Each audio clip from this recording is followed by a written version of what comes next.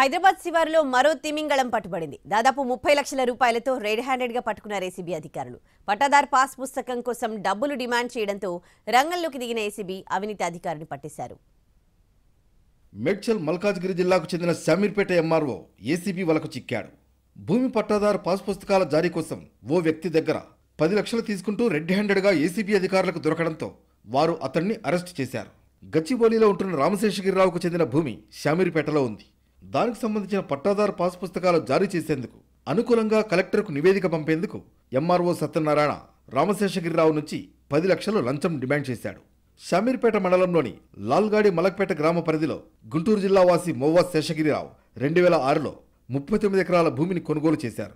తర్వాత 10 ఎకరాలు భాగస్వామికి అమ్మగా తనకు 29 ఎకరాలు ఉన్నట్లు తెలిపారు. తన భూమిని ధరణిలో అప్లోడ్ చేసి పాస్ పుస్తకాలు ఇవ్వడానికి 40 లక్షలు తహసీల్దార్ సత్యనారాయణ డిమాండ్ చేసినట్లు బాధితుడు శేషగిరిరావు తెలిపారు. సంవత్సర కాలంగా తిరుగుతున్నాడు బాధితుడు. 10 లక్షలు ఇచ్చుకున్నారు.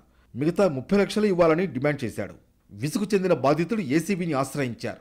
బాధితుడు తహసీల్దార్ డ్రైవర్ బద్రికి లంచం ఇస్తుండగా అధికారులు రెడ్ హ్యాండెడ్గా పట్టుకున్నారు. డ్రైవర్ని విచారించగా తహసీల్దార్ ఆదేశాల మేరకే డబ్బు తీసుకున్నట్లు ఒప్పుకున్నాడు. దీంతో ఇద్దరిని అరెస్ట్ చేశారు. బాధితుడి ఫిర్యాదు మేరకు కేసు నమోదు చేసి కరీంనగర్ నగరంలోని తహసీల్దార్ అక్రమాస్తులపై కూడా దృష్టి పెట్టే అవకాశం ఉందన్నారు ఏసీబీ డీఎస్పీ.